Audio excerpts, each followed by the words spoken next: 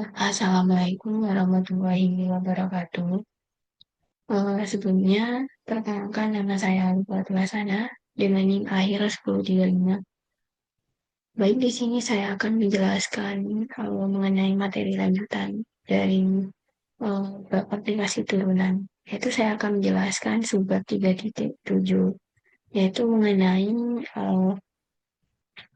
menyelesaikan persamaan secara numerik. Menyelesaikan persamaan secara numerik di sini dalam matematika merujuk pada penggunaan metode atau algoritma untuk mencari solusi persamaan yang tidak dapat diselesaikan secara analitik atau algebraik, misalnya dengan rumus eksak. Metode numerik ini digunakan untuk memperoleh solusi yang mendekati nilai yang benar, terutama ketika solusi persamaan tersebut sulit atau tidak mungkin ditemukan secara eksak. Dalam subbab ini, untuk menyelesaikan persamaan secara numerik itu dibagi menjadi tiga, yaitu yang pertama ada metode bagi dua, kedua ada metode Newton, dan yang ketiga ada metode titik tetap. Yang pertama itu ada metode bagi dua. Metode bagi dua atau bisection method adalah salah satu metode numerik yang digunakan untuk mencari akar solusi persamaan f(x) sama dengan 0 dalam suatu interval tertentu a, b. Prinsip dasar dari metode ini adalah dengan membagi interval menjadi dua bagian dan memilih bagian yang berisi akar, lalu mengulanginya hingga kita mendapatkan hasil yang cukup mendekati akar persamaan tersebut. Di sini sebagai contoh, misalkan kita ingin mencari akar dari persamaan f(x) sama dengan x pangkat 2 min 4 sama dengan 0 dalam interval 1,3. Yang pertama itu kita tentukan intervalnya. Misalkan kita pilih interval a, b sama dengan 1,3, yaitu f1 sama dengan 1 pangkat 2 min 4, maka sama dengan hasilnya min 3. Kemudian untuk f3 sama dengan 3 pangkat 2 min 4 sama dengan 5. Karena hasil dari f1 dan f3 ini memiliki tanda yang berbeda, yaitu minus 3 dan plus 5. Maka nantinya akan ada akar di interval ini, yang kemudian kita langkah selanjutnya itu menghitung titik tengah, yaitu C sama dengan 1 tambah 3 per 2 sama dengan 2. Kemudian kita evaluasi F2, yaitu F2 sama dengan 2 pangkat 2 min 4 sama dengan 0. Karena F2 sama dengan 0 ini, maka akar persamaannya adalah X sama dengan 2. Kemudian penyelesaian, maka akar persamaan X pangkat 2 min 4 sama dengan 0 dalam interval 1,3 adalah X sama dengan 2. Kemudian untuk gambar grafiknya adalah seperti ini ya. Dalam grafik tersebut nantinya, dalam gambar ini, titik tengah yang pertama yaitu adalah X sama dengan 2, di mana langsung nantinya ini langsung memberikan nilai F2 sama dengan 0. Maka kita telah menemukan akar persamaan X pangkat 2 min 4 sama dengan 0. Kemudian yang kedua ada metode Newton. Metode Newton adalah metode numerik yang digunakan untuk mencari akar persamaan f(x) sama dengan 0. Metode ini bekerja dengan cara memperbaiki perkiraan nilai akar secara iteratif dengan menggunakan informasi dari fungsi dan turunan pertama dari fungsi tersebut. Kemudian ada langkah-langkah metode Newton. Yang pertama yaitu kita menentukan titik awal x0, yaitu perkiraan awal untuk akar persamaan. Kemudian yang kedua, kita hitung nilai fungsi f x0 dan turunannya f aksen x0. Kemudian yang ketiga, kita menghitung nilai perkiraan akar berikutnya dengan rumus xn plus 1 sama dengan xn min f xn per f aksen xn. Kemudian yang cara terakhir adalah yaitu mengulangi langkah 2 dan 3 sampai nilai xn cukup mendekati akar yang diinginkan. Nantinya nilai perubahan antara xn dan xn plus 1 ini sudah sangat kecil. Kemudian ada keunggulan metode Newton. Metode ini cenderung sangat cepat atau konvergen dengan cepat jika perkiraan awal x0 sudah cukup dekat dengan akar. Kemudian namun jika f aksen x sama dengan 0 atau perkiraan awal terlalu jauh, metode ini bisa gagal atau tidak konvergen.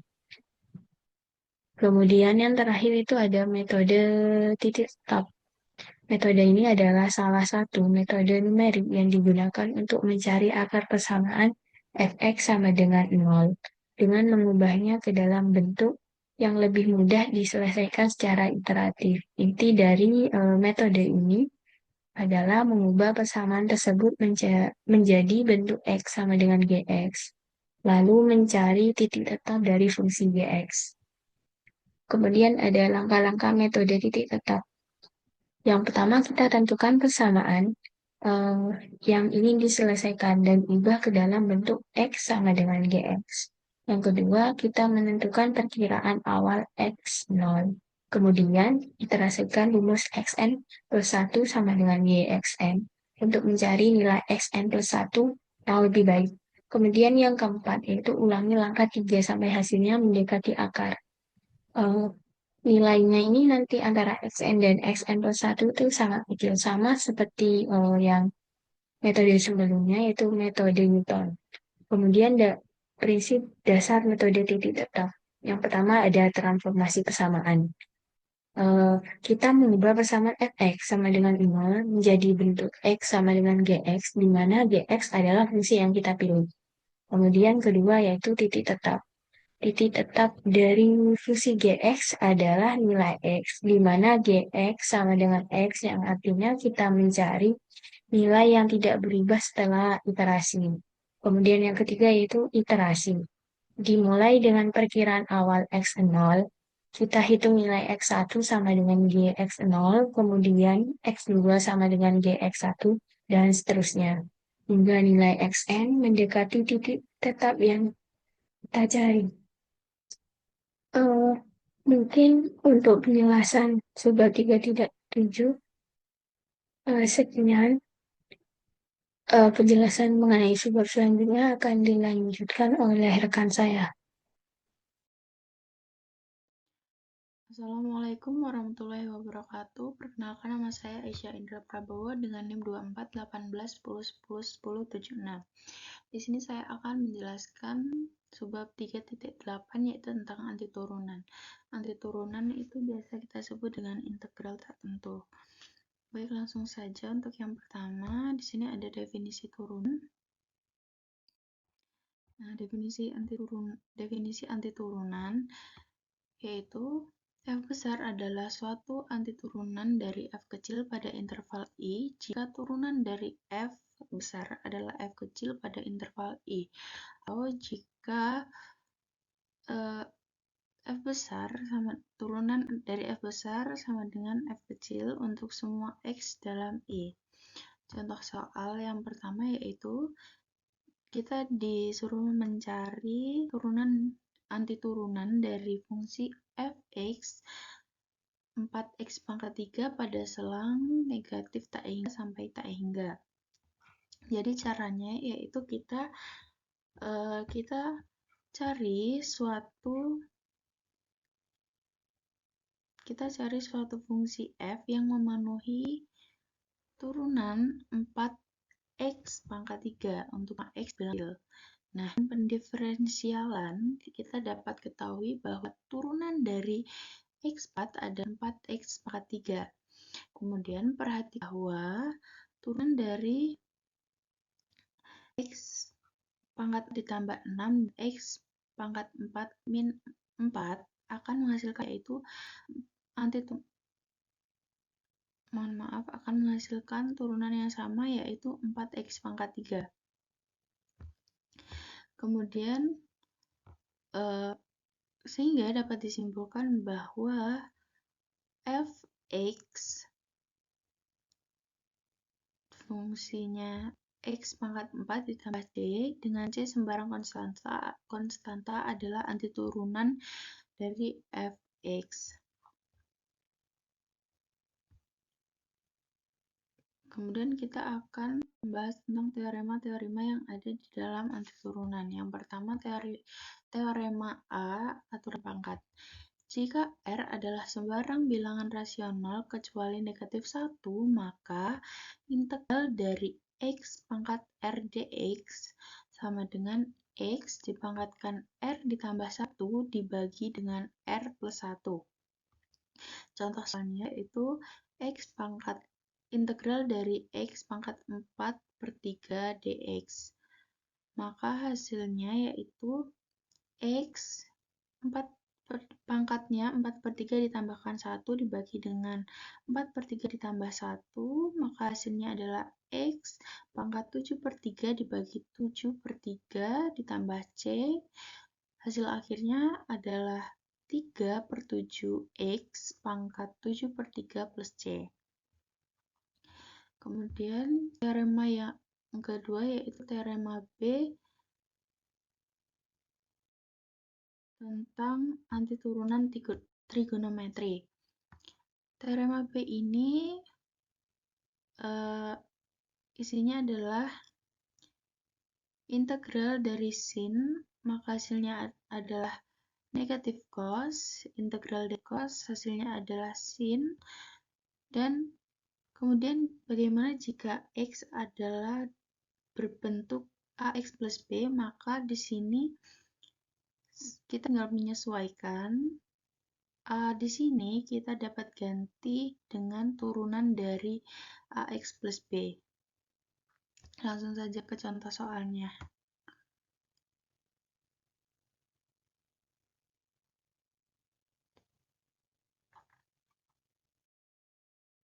Nah, di sini contoh soalnya yaitu integral cos 3x min 4 dx.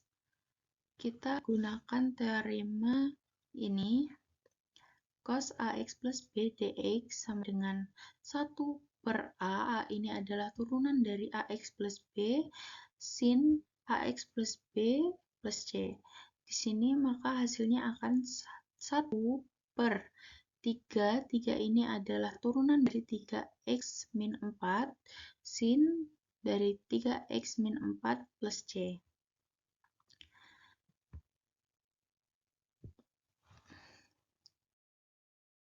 Kemudian teorema C yaitu integral tak tentu adalah operasi linear. Misalkan f dan g mempunyai anturunan atau integral tak tentu dan misalnya ke suatu konstanta, maka integral dari konstanta dikali suatu fungsi adalah kita mengintegralkan fungsi tersebut kemudian baru dikalikan dengan konstanta. Kemudian yang kedua adalah penjumlahan integral suatu fungsi, maka kita harus mengintegralkan satu-satu ya. Kita mengintegralkan fungsi f(x), kemudian gx, kemudian hasilnya baru dijumlahkan. Begitupun dengan pengurangan. Di sini ada contoh soal, yaitu integral dari u pangkat 3/2 min 3u plus 14. Di sini kita integralkan satu-satu, maka hasil akhirnya tinggal dijumlahkan ataupun dikurangkan sesuai dengan soal.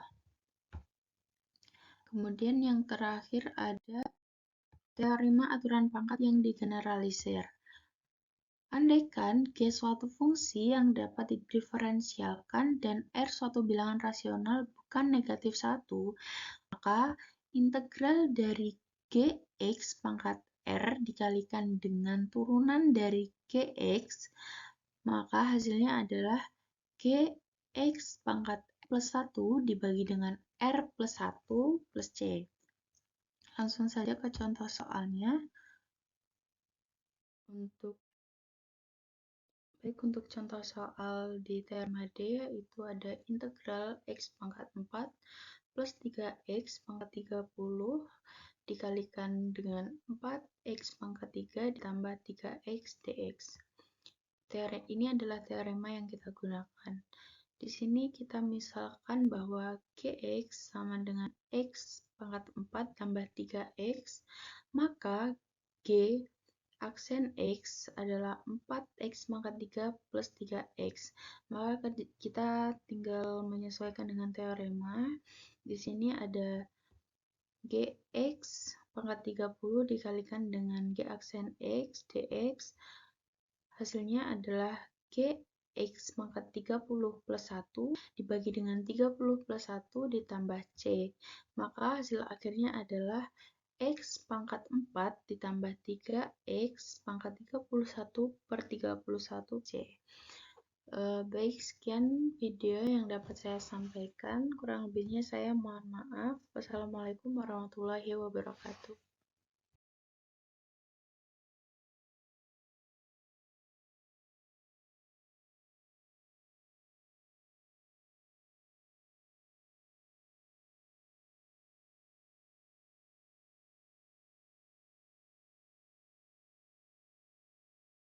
Baik, sebelumnya perkenalkan saya Syifa Asma Nabila dengan NIM akhir 1044.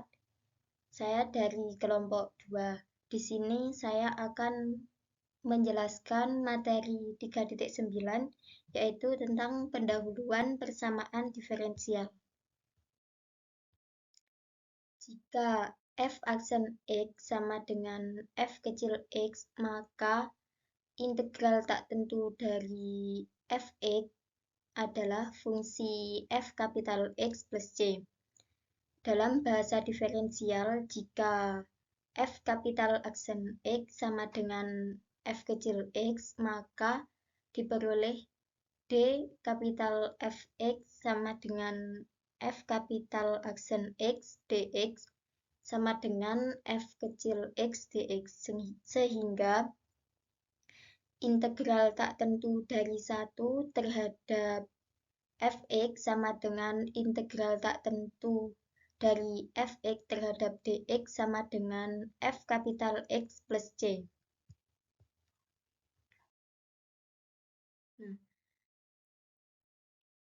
Di sini contoh soalnya adalah tentukan persamaan kurva yang melalui titik 1,2 dan mempunyai turunan 2x di setiap titik x, y yang dilaluinya. Nah, misalkan persamaan kurva tersebut adalah y sama dengan fx, maka menggunakan notasi diferensial, informasi di atas menunjukkan bahwa dy sama dengan 2x dx. Kita integralkan kedua ruas tersebut menjadi integral dy sama dengan integral tak tentu dari 2x dx. Sehingga diperoleh karena ini keduanya adalah integral tak tentu, sehingga diperoleh y plus c1 sama dengan integral tak tentu dari 2x adalah x kuadrat plus c2, karena di sini ada dua konstanta tak tentu, sehingga kita dapat menuliskannya menjadi y sama dengan x kuadrat plus c, di mana c diperoleh dari c2 dikurangi dengan c1.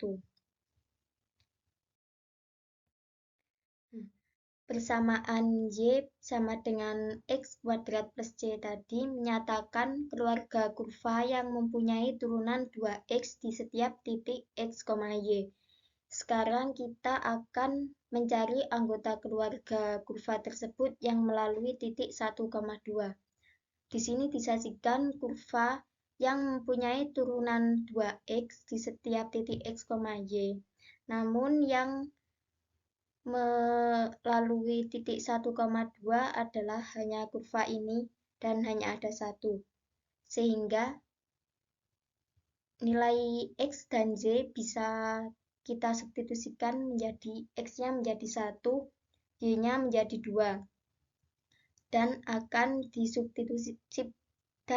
disubstitusikan dalam persamaan Y sama dengan X kuadrat plus C ini, sehingga diperoleh persamaan 2 sama dengan 1 kuadrat plus C, di mana 2 ini menunjukkan 1 kuadrat plus C, sehingga diperoleh C sama dengan 1. Jadi persamaan kurva yang kita cari adalah Y sama dengan X kuadrat plus 1.